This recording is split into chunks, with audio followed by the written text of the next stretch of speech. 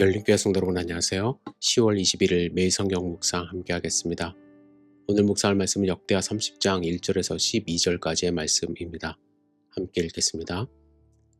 히스기야가 온 이스라엘과 유다의 사람을 보내고 또 에브라임과 므낫세에 편지를 보내어 예루살렘 여호와의 전에 와서 이스라엘 하나님 여호와를 위하여 유월절을 지키라 하니라. 왕이 방백들과 예루살렘 온 회중과 더불어 의논하고 둘째 달에 유월절을 지키려 하였으니 이는 성결하게 한 제사장들이 부족하고 백성도 예루살렘에 모이지 못하였으므로 그 정한 때에 지킬 수 없었음이라. 왕과 온 회중이 이 일을 좋게 여기고 드디어 왕이 명령을 내려 부엘세바에서부터 단까지 온 이스라엘에 공포하여 일제히 예루살렘으로 와서 이스라엘 하나님 여호와의 유월절을 지키라 하니 이는 기록한 규례대로 오랫동안 지키지 못하였음이더라. 보발꾼들이 왕과 방백들의 편지를 받아가지고 왕의 명령을 따라 온 이스라엘과 유다에 두루 다니며 전하니 일러스되 이스라엘 자손들아 너희는 아브라함과 이삭과 이스라엘의 하나님 여호와께로 돌아오라. 그리하면 그가 너희 남은 자 곧 아스로 왕의 손에서 벗어난 자에게로 돌아오시리라. 너희 조상들과 너희 형제 같이 하지 말라. 그들은 그의 조상들의 하나님 여호와께 범죄하였으므로 여호와께서 멸망하도록 버려두신 것을 너희가 똑똑히 보는 바니라. 그런즉 너희 조상들 같이 목을 곧게 하지 말고 여호와께 돌아와 영원히 거룩하게 하신 전에 들어가서 너희 하나님 여호와를 섬겨 그의 진노가 너희에게서 떠나게 하라. 너희가 만일 여호와께 돌아오면 너희 형제들과 너희 자녀가 사로잡은 자들에게서 자비를 입어 다시 이 땅으로 돌아오리라. 너희 하나님 여호와는 은혜로우시고 자비하신지라. 너희가 그에게로 돌아오면 그의 얼굴을 너희에게서 돌이키지 아니하시리라 하였더라. 보발꾼이 에브라임과 므낫세 지방 각 성읍으로 두루 다녀서 스불론까지 이르렀으나 사람들이 그들을 조롱하며 비웃었더라. 그러나 아셀과 므낫세와 스불론 중에서 몇 사람이 스스로 겸손한 마음으로 예루살렘에 이르렀고 하나님의 손이 또한 유다 사람들을 감동시키사 그들에게 왕과 방백들이 여호와의 말씀대로 전한 명령을 한 마음으로 준행하게 하셨더라. 아멘. 히스기야는 왕이 된 첫째 해 첫째 달 첫날부터 왕권이 아닌 신권 강화에 힘썼습니다. 그가 가장 먼저 한 일은 아버지 아하스가 닫은 성전 문을 연 것입니다. 그리고 낡고 망가진 곳을 보수하고 버릴 것을 없앴습니다. 또한 성전 안 꺼진 등불을 켜 성전이 다시 제 기능을 갖췄을 뿐만 아니라 이스라엘 하나님을 주인으로 모신 나라임을 밝혔습니다. 이 일들을 하는데 즉 성전을 정화하는 데 16일이 걸렸습니다. 그리고 17째 날 아침 히스기야는 제사장 레위 사람 나라 관리들 그리고 백성들을 모아 속죄제와 화목제를 드렸습니다. 이 모습은 역대기를 읽는 귀향민들이 자기들에게도 재현되기를 기대하는 그 장면입니다. 그런데 아직 히스기야에게는 계획한 일이 하나 더 있었습니다. 바로 유월절을 준수하는 일입니다. 히스기야는 200년 가까이 제대로 지키지 못했던 유월절을 남유다뿐만 아니라 온 이스라엘이 함께 지키기를 바랬습니다. 그래서 북이스라엘 대표 두 지파 에브라임과 므낫세에도 편지를 보내 예루살렘으로 오라고 초청했습니다. 여러분, 유월절은 히스기야 때로부터 약 700년 전 이스라엘이 애굽에서 탈출한 그날을 기념하는 절기입니다. 하나님은 이스라엘에게 이날을 유월절로 기념하라고 명령하셨습니다. 왕이 된 히스기야는 이런 재정 배경을 두고 지금 유월절을 준수하는 의미를 크게 두 가지로 찾았던 것 같습니다. 먼저 유월절은 민족의 처음을 기억하는 날입니다. 다시 말해 국가 이스라엘의 시작점이 바로 유월절입니다. 그래서 히스기야는 유월절을 지킴으로써 자신의 나라 통치를 하나님 안에서 다시 시작하고자 했던 것입니다.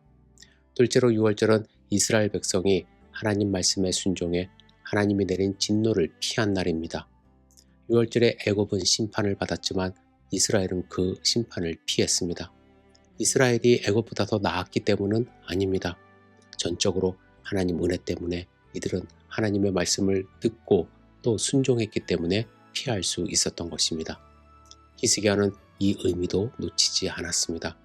그래서 그는 남유다뿐만 아니라 북이스라엘까지 온 이스라엘이 그동안 수없이 하나님께 등 돌리고 불순종해 심판받은 과거를 이제는 청산하려고 그간의 진노를 피하고 넘어 새날을 맞이하려고 유월절을 준수하려 한 것입니다.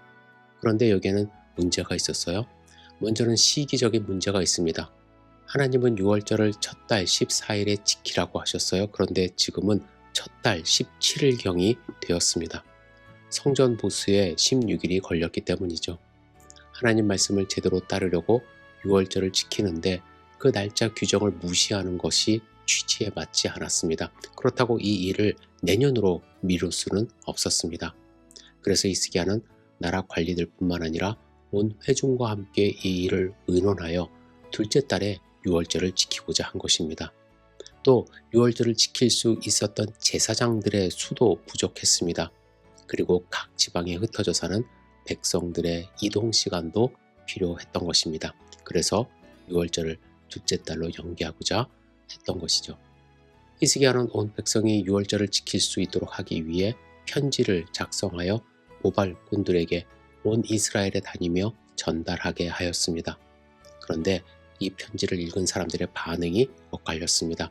어떤 이들은 비웃고 놀려대기까지 했다고 기록됩니다. 하지만 몇몇 사람들은 그 초대장을 받고 예루살렘으로 온 사람들이 있었습니다.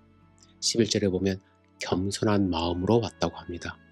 아마 많은 사람들은 200년 동안 중단되었던 절기를 지키라는 이 왕의 명령을, 초청을 받아들이기 쉽지 않았을 것입니다. 당시에 유월절의 의미도 많이 퇴색된 그러한 상황이었고 북이스라엘은 이미 바알과 아사라에 젖어 있는 사람들이 많이 있었기 때문입니다. 하지만 그들이 겸손하게 말을 들었다는 것은 하나님이 그들을 감동하게 하셔서 자기를 낮추고 히스기야의 초청을 받아들인 것이라고 할 수 있습니다. 오늘 본문을 통해서 우리는 하나님이 오늘날 우리도 당신의 언약 백성에 드리고자 오래전 보발꾼의 편지를 지금도 보내셨음을 깨닫습니다. 더욱이 본문 당시 하나님은 히스기야를 통해 사람들을 초청했지만 우리에게는 더 큰 히스기야, 위대하신 예수 그리스도를 보내 돌아오라고 목청 높여 외치셨다는 것을 기억해야 할 것입니다. 히스기야가 사람들을 초청하는 매개로 유월절을 삼은 건 참 탁월했습니다. 하지만 이들은 처음에 좋았을지 몰라도 결국에는 모두 실패합니다. 하지만 우리를 초청하신 예수님은 다릅니다. 그분은 자신이 먼저 거절당하는 자리에 선 뒤 우리는 계속 초청받고 환대받는 자리에 두십니다. 또한 우리가 앞으로 지을 죄로 인한 진노까지 자신이 떠안아 심판이 우리를 넘어가게 하셨습니다. 그리고 우린 계속 초심을 잃고 길을 잃는 삶을 살아가지만 이런 우리를 위해 하나님 보좌 우편에 좌정하시고 우리가 영원토록 바라보고 달려갈 목적이 되어 주셨습니다.